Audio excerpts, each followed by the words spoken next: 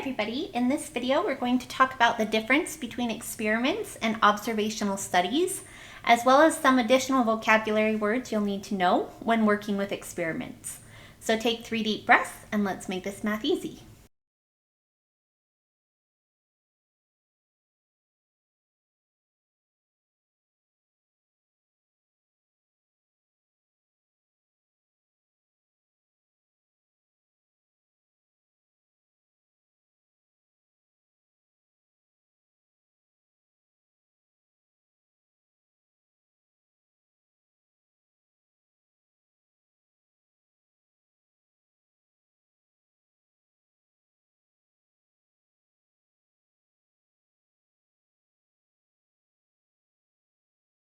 Okay, so in statistics, there's 2 different types of studies that you can do.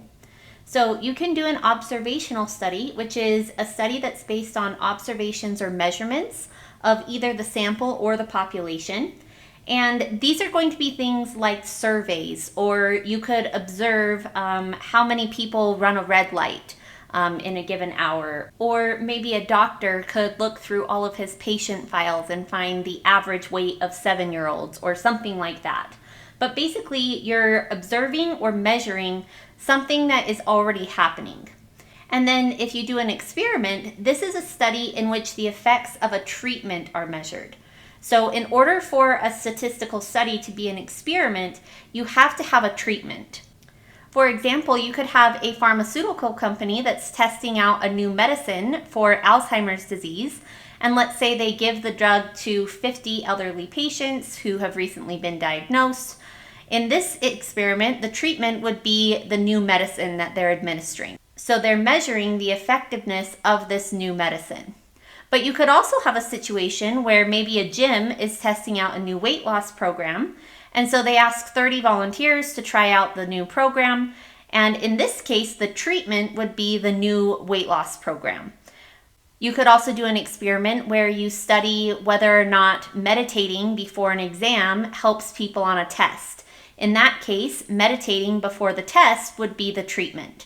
So there's a lot of flexibility in what can be considered a treatment, but in order to be an experiment, you have to have a treatment that's being administered, and the purpose of the experiment is to look at the effectiveness of that treatment.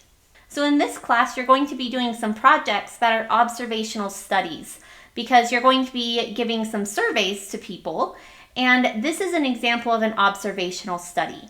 And we won't be doing any experiments in this class because it takes a significant amount of work to set up an experiment. So we won't be doing any experiments, but I do want to talk about some of the vocabulary words that come up when you're working with experiments. So the first vocabulary word is the control group. So the way that an experiment works is you split your sample up into 2 groups, and one group will be the control group and one group is the experiment group. So the control group is going to not receive the treatment, and then the experiment group will receive the treatment. And the results of the experiment group will be compared to the control group. And this is important because in order to say that your treatment is effective, you need to be able to compare the people who received the treatment to the people who didn't receive the treatment at all, so that you can show that there really is an impact from receiving the treatment. And sometimes you'll have what's called a placebo-controlled experiment. So a placebo is basically like a fake treatment, and the placebo effect is when the effectiveness of a treatment is influenced by the patient's perception of how effective they think a treatment will be. An example of a situation where the placebo effect occurred was in a study where they were doing painful tooth extractions, and the dental patients were told that they were going to receive a strong painkiller, but what they really received was just a saltwater injection. So the saltwater injection is the placebo, and in this study, they found that the patients who were told that they were receiving the painkiller actually reported pain relief, just like the patients who received the real treatment, which was a dose of morphine. And so this is an example of the placebo effect because the patients thought that they were getting a strong painkiller, and that actually made them report that they experienced pain relief, even though the thing that they actually received was just salt water instead of a dose of morphine. And the placebo effect happens quite often. And so a placebo-controlled experiment is one where the control group receives a fake treatment. That means that the placebo effect will be accounted for because both of them will think that the treatment is going to be effective, and so they'll be on equal ground there. And then the people who are receiving the real treatment, if they end up reporting more pain relief or whatever it is you're studying than the control group, then that shows you that the painkiller really is effective or that the treatment really is effective. So that's what the placebo effect is. And if you do a placebo-controlled experiment, there's a difference between a blind study and a double-blind study. So in a blind study, the participant doesn't know whether or not they're receiving the treatment or the placebo. And that's important because if they knew they were getting the placebo, then it would basically just be as if they weren't getting any treatment at all. So pretty much all placebo-controlled experiments are blind studies. But then there's some that are double-blind studies. So in a double-blind study, this is when the person giving the participant the treatment and the participant themselves don't know which one they're getting. They don't know whether they're getting the real treatment or the placebo. And so an example of this would be if a doctor was treating a patient and they were participating in an experiment. In a double-blind study, the doctor who is giving the patient the medicine wouldn't know whether this patient is receiving the real medicine or the placebo.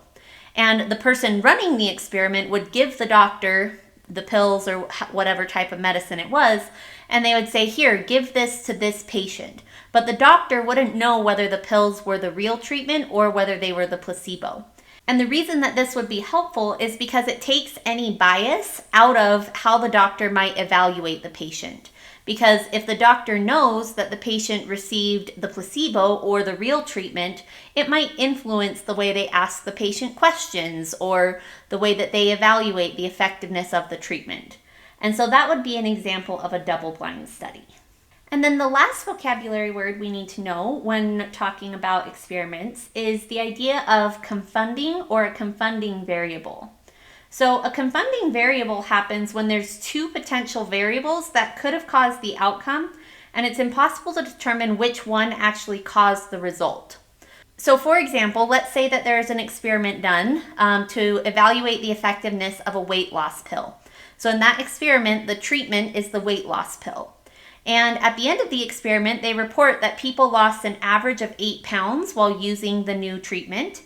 However, in the fine print, you find a statement saying that the participants were encouraged to improve their diet and exercise in addition to taking the weight loss pill. In this situation, it's not clear whether or not the average of 8 pounds that people lost was due to taking the weight loss pill or if it was due to the fact that they improved their diet and exercised. And so in this case, the experiment would be confounded, and the confounding variable would be the diet and the exercise because it's not clear whether or not the loss of 8 pounds was due to the weight loss pill, which was the treatment, or if it was due to the people improving their diet and exercise habits. So this would be an example of confounding. So to recap, there's two types of studies. There's observational studies, which is where you're observing or measuring things that are already happening, but there's no treatment being applied. Then there are experiments, which is where you're studying the effectiveness of a certain treatment. And in experiments, you have a control group and an experiment group. And if the control group receives a placebo, then it's considered a placebo-controlled experiment. And placebo-controlled experiments can either be blind or double-blind. And the double-blind studies are where the person giving the treatment doesn't know whether it's the real treatment or the placebo. And then if it cannot be determined whether the results of the experiment are due to the treatment or some other variable or some other factor, then that would be an example of an experiment that has been confounded. So I hope this video was helpful, and I hope that you guys have a great day.